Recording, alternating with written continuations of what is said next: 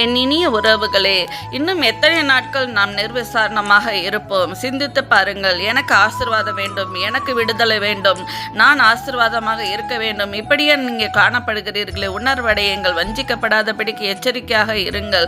உங்கள் மூலம் மற்றவர்கள் ஆசீர்வதிக்கப்பட வேண்டும் என்று நினையுங்கள். உங்கள் மூலம் மற்றவர்களுக்கு விடுதலை உண்டாகணும், உங்கள் மூலம் மற்றவர்கள் ரட்சிக்கப்படணும், உங்கள் மூலம் மற்றவர்கள் மன திரும்பி ஆண்டவரை ஏற்றுக்கொள்ள வேண்டும். அதற்காக தான் ஆண்டவர் உங்களை தெரிந்து கொண்டார். நீங்கள் உங்களை நீங்களே சிந்தித்து பாருங்கள். உங்களை எதற்காக ஆண்டவர் தெரிந்து கொண்டார்? நீங்கள் மற்ற மக்களை சந்திக்க வேண்டும் என்பதற்காக தான் ஆண்டவர் உங்களை தெரிந்து கொண்டார். நீங்களும் எனக்கு இன்னும் ஆசீர்வாதம் இல்லை, எனக்கு இன்னும் விடுதலை இல்லை, இப்படியாக காணப்படுகிறீர்களே.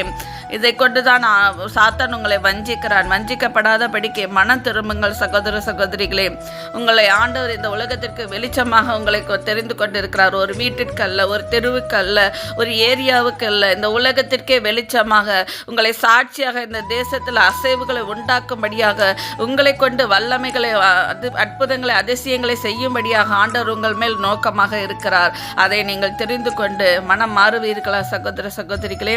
ஆண்டவர் அதைத்தான் எதிர்பார்க்கிறார். என் ஜனங்கள் மன திரும்புவார்களா? தேசத்து ஜனங்களுக்கு மன திரும்ப வேண்டும் என்று நினைப்பார்களா? என்னுடைய இருதயத்தின் வேதனைகளை நினைப்பார்களா என்று ஆண்டவர் உங்களை பார்த்து கேட்கிறார். மனம் திரும்பினால் இன்றைய அற்புதத்தை பெற்றுக்கொள்வீர்கள். விசுவாசியுங்கள். நன்றி. ஆமென்.